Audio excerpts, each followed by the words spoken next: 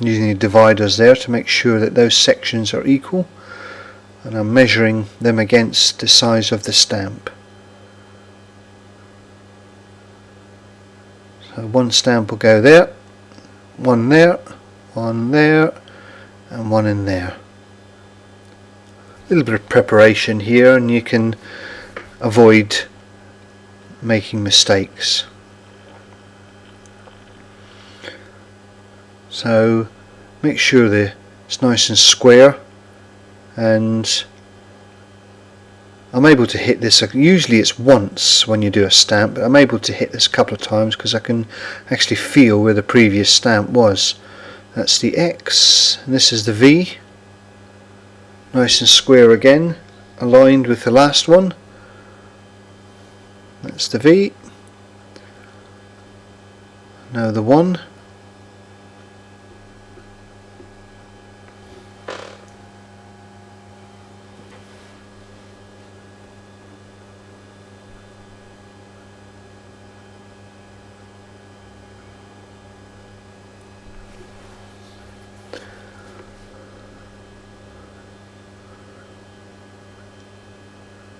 So looks a bit rough at the moment, but with a bit of flattening and polishing.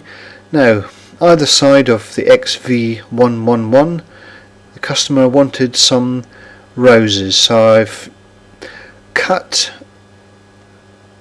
printed out some roses at the size I needed on my printer, and I've just actually glued the little picture onto the ring, and I've just followed it with my scriber. The outline of the roses through the paper onto the ring, and it's worked out not too bad. So I believe this girl's name was Rose, that's her date of birth, upside down, but it's XV111, not sure what that is, 19 something. Now I'm going to make the ring round.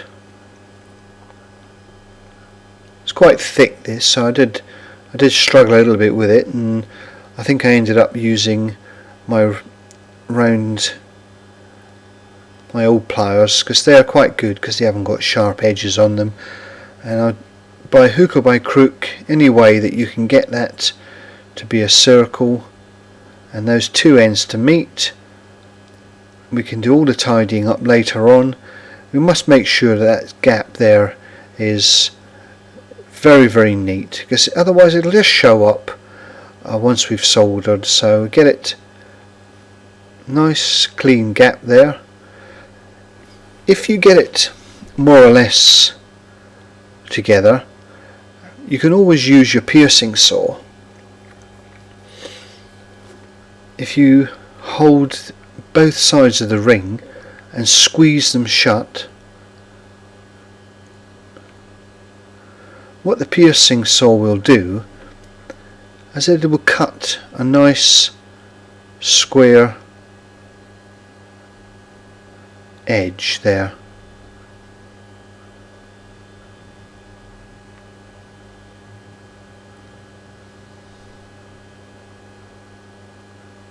So to save you opening it up, the ring, and filing the both edges square, just pinch that closed and file at the same time, and you get a nice clean edge there. So I've got that more or less together. I've got a bit of silver solder and I've put over the gap, and just dip that there in the acid, in the soda crystals, and it needs to go up a few more sizes, so this will actually make it round as well. I've got my ring stretcher there, and I'm just stretching it up. It's nice and annealed, so it's very, very soft, the silver, and going up to the required size. I will keep checking the size every now and again. You can go up about 2 sizes on the ring stretcher, maybe 3, before you need to anneal it again. And hopefully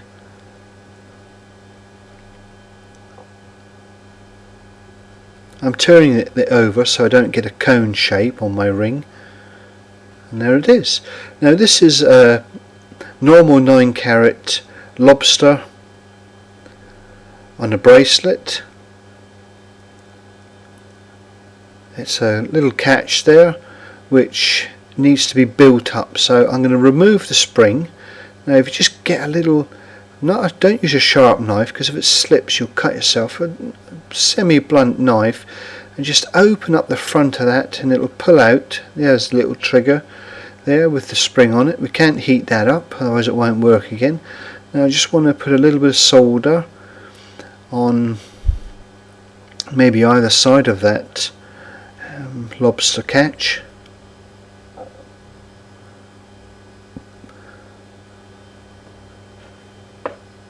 I'll take it off the chain, make it a bit easier to work with.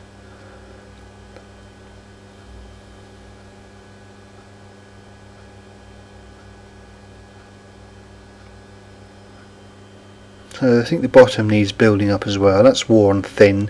I think the customer would rather have this built up than buy a new one. So there we go, I've got it there on my soldering block, holding it with the tweezers, and there's a bit of solder on the end of an old file there. You can see it, there it is, it's gone. So that's a nice bit of build up there. So a little bit more maybe, a little bit of flux, and there it's gone again.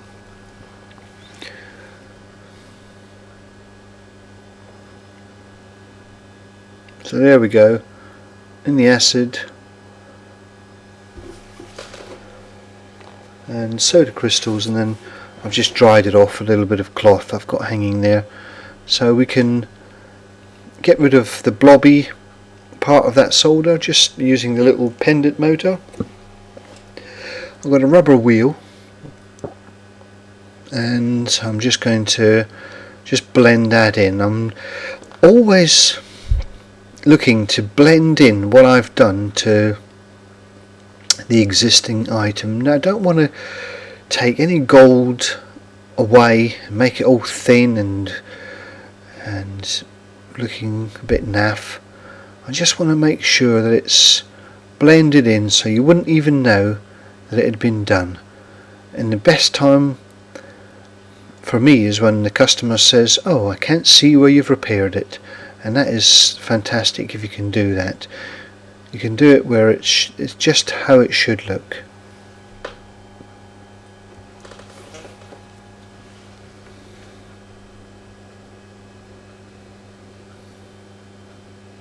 Now it will get a bit hot, so any which way you can hold it, a little bit of round nose pliers there.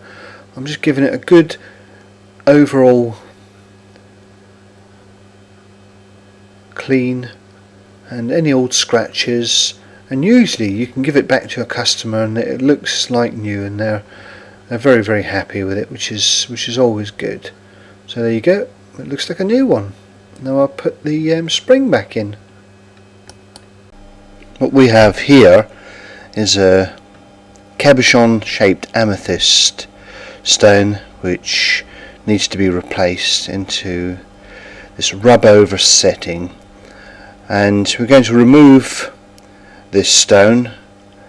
Normally if the stone has to be removed and kept, we'd be very careful, and in this instance I'm going to use a piece of solder, 9-carat pallium. I'm just going to harden the edge, give it a nice little, like a knife like hard edge there, and try to get it between the stone and the rub over. And I just want to make a start to push that rub over out. On softer stones there's always a danger that you'll pressure against the stone may chip or scratch the stone, so I would really be careful, especially with opals and such like. So once I've made a little bit of a start there, I've got my semi-blunt penknife there, and more than trying to wedge in, I'm trying to push out and push out, so I can just open it up enough to get that old stone. And it takes a little bit of coaxing and just being very careful, because this is where things can slip because you're really pushing under pressure. So this may take a bit of practice, and once we've got, there it is. Okay, so now what we're left with is the existing setting. In this occasion, the setting is a little bit worn and tired, and this domed amethyst actually is a bit higher than the other one, so I need to put a new seat. That's the bit the stone sits in. You can just about see it in there. A new seat inside the setting. I'm going to use a burr. I'm going to try to cut a new seat a little bit underneath the existing one, and it's better to take a little bit at a time rather than go too far and have the other stone too low. So I'm just going to take a little bit at a time. This is where we take a little bit, put it in, test it, take a little bit more, put it in, test it, and just gradually, because once the gold has gone, then it's a lot more difficult to replace it.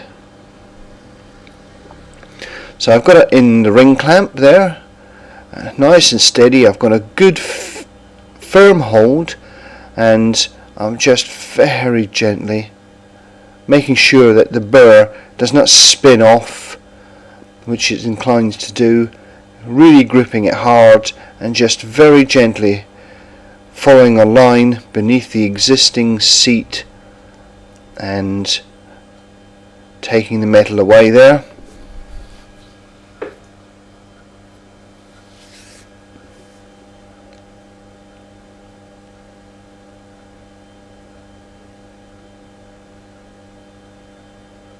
Okay, so you can see it where I've put a new seat. It's nice and even because I want the stone to sit squarely, and let's try that in there. That doesn't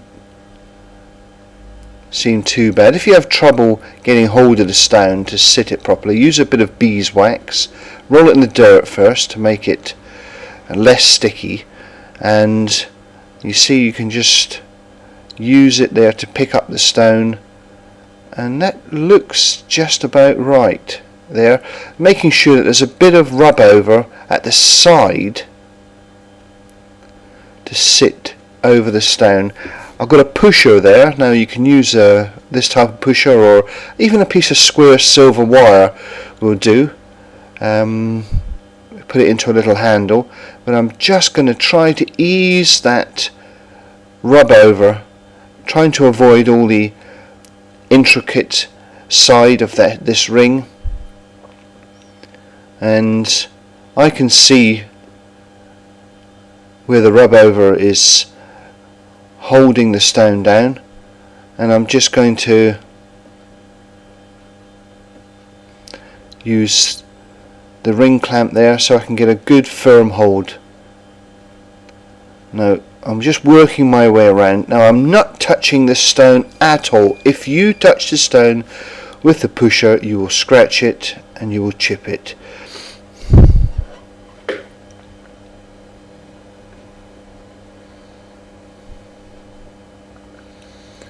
Now I want to make sure that I've got a nice even rub over all the way around.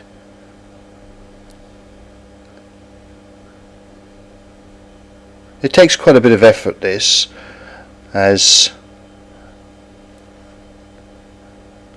the stone has to be well fixed in there, and what I'm going to do now is I'm going to use this burnisher, and where the pusher has left marks on that rub over, I'm just going to rub out those marks, and I'm going to, over a period of time, I'm going to stretch that rub over there, stretch it and rub it until there are no marks left and it's nice and tight against that stone. So it's just using the tip of that burnisher there We really want to make sure the stone is secure. And again, I'm avoiding touching the stone for fear of scratching it or chipping it. And you see there, I'm really burnishing very hard, just touching the metal, and eventually that will stretch and make a nice finish. So there, I'm just testing, see how well that stone is there with my bit of beeswax, and I will carry on until that's securely in there.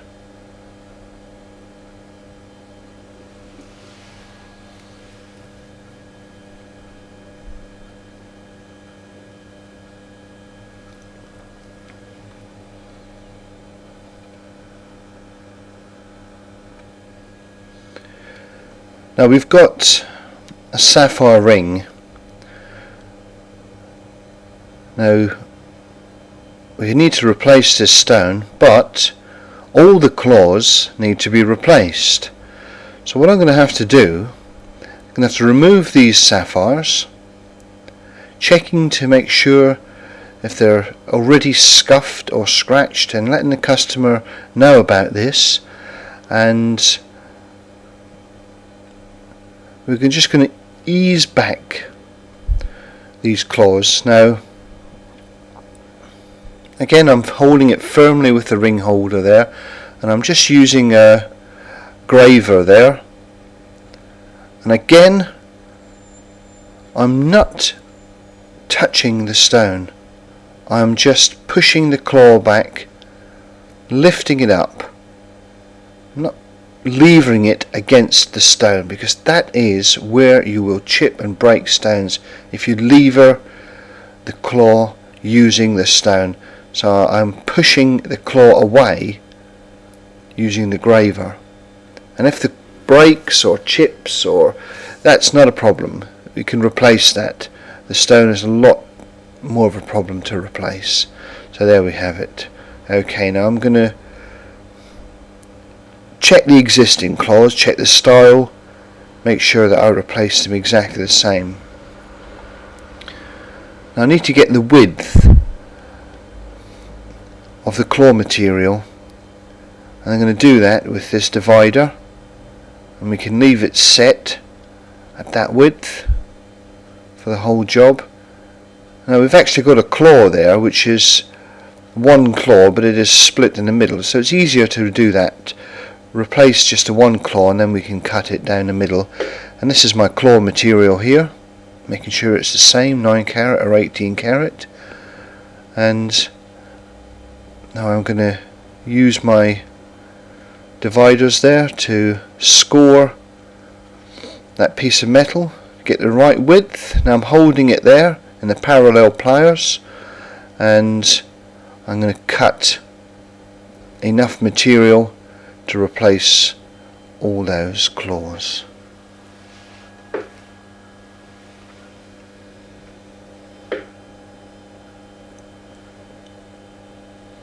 This is the, you have to be careful because they do ping off, so there it is. Right, now we need to offer it up to the ring to make sure that it's the right width. So that's about right, so we've got some claw material there, that's going to work. Okay, now we need to prepare the ring for the claws. I'm using a safety back file there, and what I want to do is I just want to file the side of the existing claw to give me a bigger area to solder onto. So I'm cutting an angle, I'm not touching the ring, I just want to get rid of the existing claw and give me an angle that I can solder this new piece onto. So you don't want to just contact the new piece on a small bit of the old claw, you want quite a large area. So I filed it at such an angle which will allow me to attach the new claw material and solder it on, and then I can file and bend this new claw material as I wish. So we're doing this on all the old claws. We're not filing them off, we're just finding an angle on the old claw right down to where it's nice thick again. So it's basically the worn part of the claw that we're filing off. And we're leaving a nice large flat surface, not a square across the top of the ring, but an angle, so the existing claw has got something to solder onto. The ends are the same, making sure I've got enough there, very important. So what I've done is prepared this ring now for the new claw material. Now we'll solder this on at an angle slightly inwards, pointing towards the claw, but not 45 degrees, but just slightly inwards, because these new claws are obviously going to be holding the stones in. I've got some 9-carat medium there. I'm going to start off with medium, and again I'm going to cut down my pally in there. I'm going to cut some solder. Need quite a few pieces of solder there, and I'm holding the top of the solder there and then cutting across so these bits don't ping off. So I've got a nice few bits there. Everything's being prepared. Now this is borax, and add a little bit of water, and we need to make a nice creamy consistency there. So we've got plenty of borax to use. Take a few minutes, and hopefully we've got enough there to finish this whole job. Making sure you've got all your materials prepared beforehand, because once you start soldering you don't want to be stopping and starting and looking for bits and pieces. So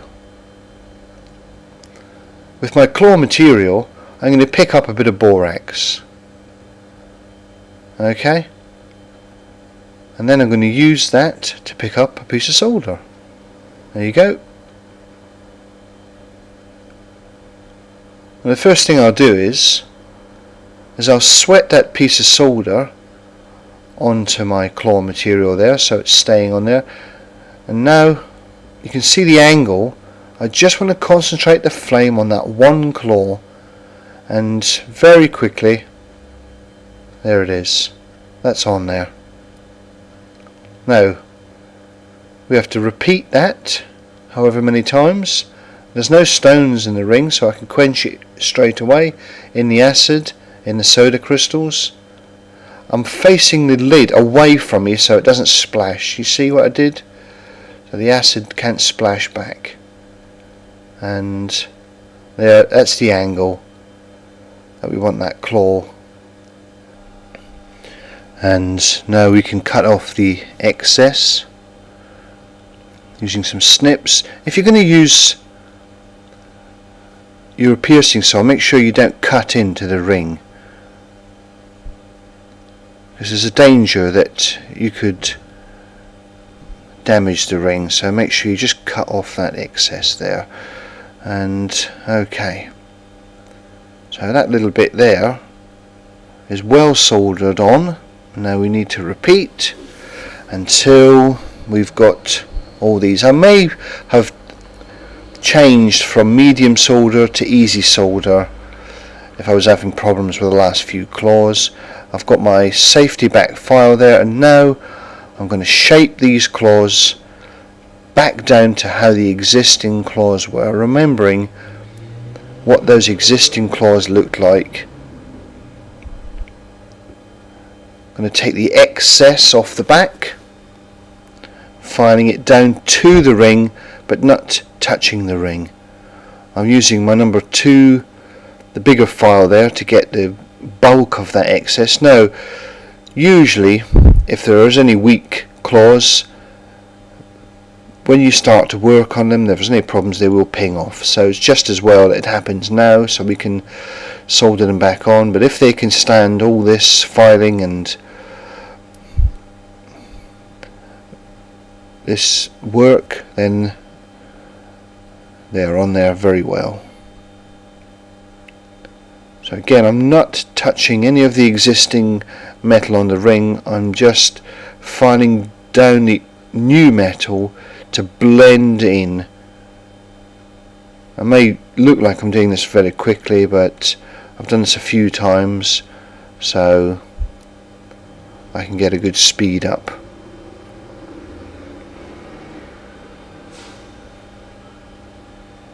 Using a rubber wheel there, it's just sometimes a little bit easier to blend in using this, and it doesn't leave any file marks.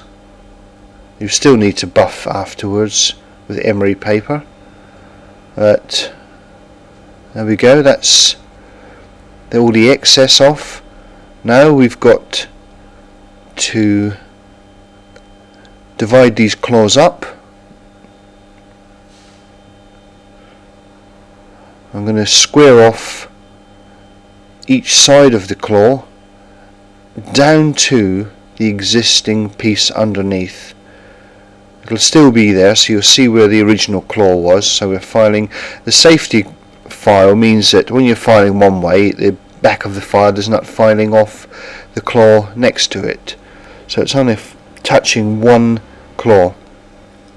I've got a round rat's tail file there, which I'm just making a nice little round filing mark in between the claws as the existing one was, shaping it and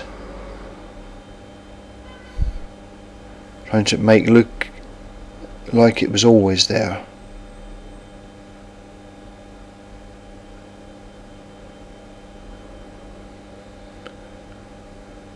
I'm now making sure that the claws are even at the top, but it's a sort of a half round shape, so you can't see it from this angle, but I'm making sure that each claw is the same height, so when it goes on the stone you don't get one claw covering more of the stone than another claw. Now I'm just coaxing the new claws back a bit to allow me room to get the stones in. Again, if they ping off here or they break, it's just as well, because we can do something about it. So I'm cutting each claw now down the middle, down to the ring, and I'm not going to cut into the ring, just cutting this new claw material